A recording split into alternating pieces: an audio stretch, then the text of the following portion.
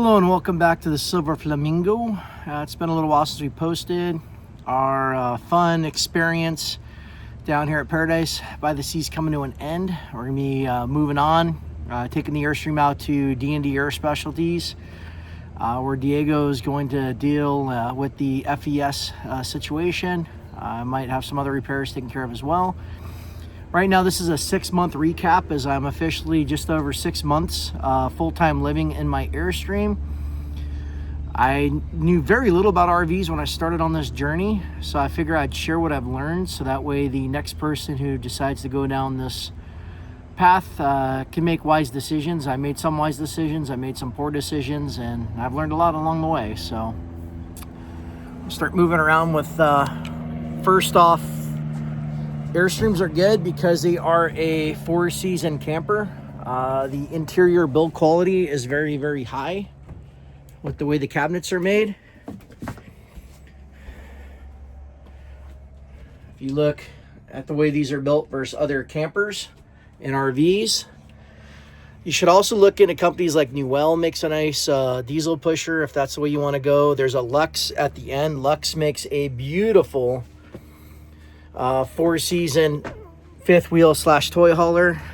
I have a buddy who has one of those. Those are actually a step up as they're all custom made like the Newells. So that's about as good as it gets.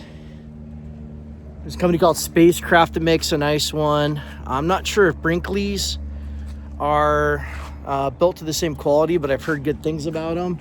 There's a Brinkley there. Those you can buy off the shelf. And then the New Horizon, like the Lux, that's another really high-end camper. What's nice about those is, once again, special order.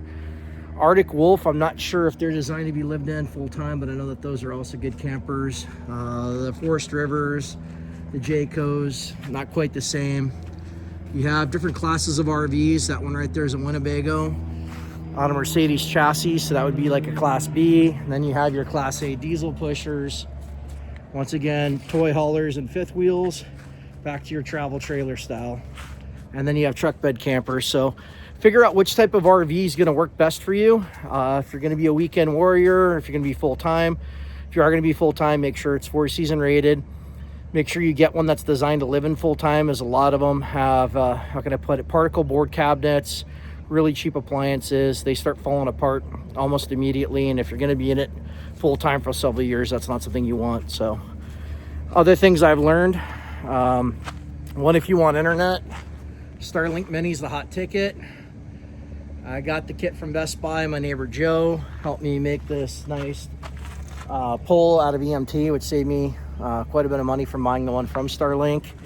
I didn't know this when I blew the seal on my toilet, but make sure you're on a good pressure regulator. I run one with the gauge so I can see, because you want to be between 40 and 50, which I am.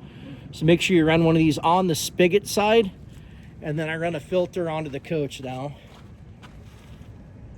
And then this RV has a UV filter like what we have at our cottage in Canada, so to cook the bacteria out of the water. And then for a while there, I was triple filtering it through Roberta to drink it, but now I just buy a bottle in California.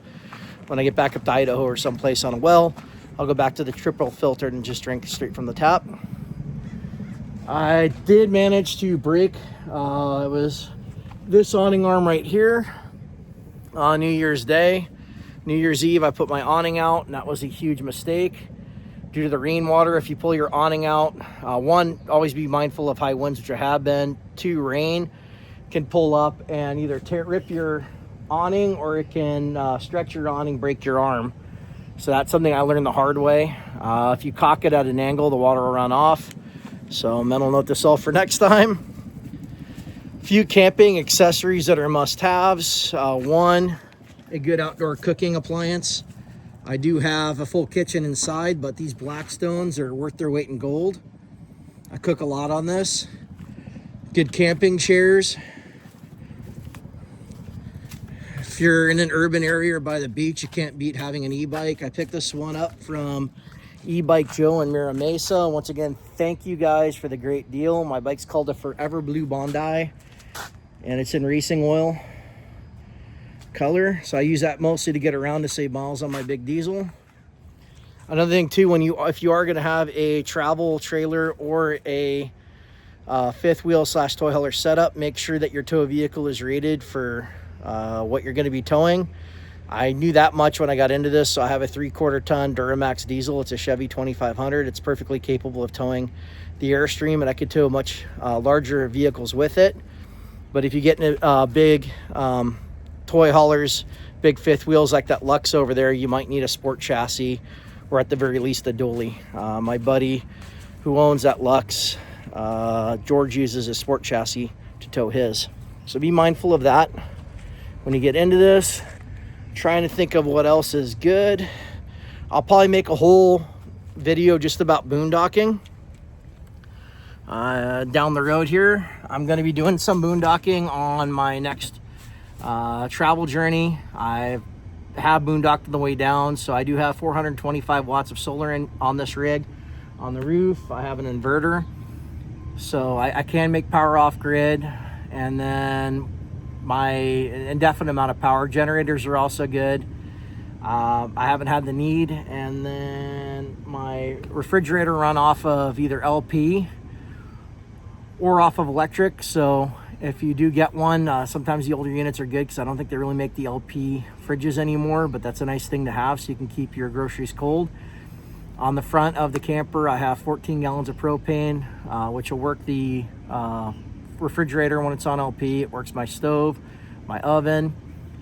Then for water, I can put water in a fresh holding tank. You always want to put a little bit of bleach in there. When you're on the road, be very mindful that bacteria doesn't grow on there, as it can make you very, very sick or kill you. And then you have gray and black water holding tanks over on the other side. And with those, usually the gray always seems to fill it first. If I'm not being mindful, I can fill it in 2 days. If I'm being mindful, I can stretch it out a week. And the black usually fills up about every 2 weeks and has to be dumped. So I can stay out a week or two boondocking before I have to dump tanks. And those are the things I've learned thus far, 6 months in. I don't know if I would go back to a house at this point. I was going back and forth on whether I was regretting selling my paid off home to venture down this new lifestyle. For a while there were some teething pains and I had some regret, but at this point I'm glad I made the decision I made. I pumped the money that was left over in a money market. It's doing well for me. My tiny home is, a fraction of the maintenance and cost of the big house and big property that I was once responsible for. So for a single person or a retired couple, this is a good way to live. Another cool thing about this life are the people you meet. You meet everything from young people that are just starting off that can't afford to buy a home or trying to buy their first home, to blue collar workers, to retired millionaires and corporate executives. You never know who you're going to meet. I've been parked next to hobos and I've been parked next to legit billionaires. It's pretty crazy. There's people in $20,000 campers and there's people in $3 million campers and everything in between. So it's kind of a cool lifestyle. You get to travel. You can spend time down by the beach. You can spend time up in the mountains by the lakes. You can go out in the desert if you want. If there's an opportunity job-wise that you want to go and take, and just pack up and leave. If you don't like where you're at, you can pack up and leave on a moment's notice. It is pretty cool that my little tiny home hooks up to my truck in 30 minutes or less, and I could be on the road to somewhere new, which I will be shortly. So if you like the content that we're producing here, we have to ask, please smash that like button, hit that subscribe button. It really does help out the channel. It'll keep me making more content as time goes on. And I'll probably make a video about all the quirks of Airstream ownership in the near future here. So stay tuned for that, and stay tuned for the maybe Diego shop tour over at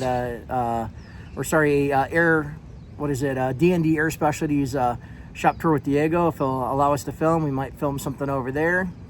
And then what else? The next chapter, I guess, wherever we head to next. So stay tuned. Once again, please hit the like button, hit the subscribe button, and we'll see you next time.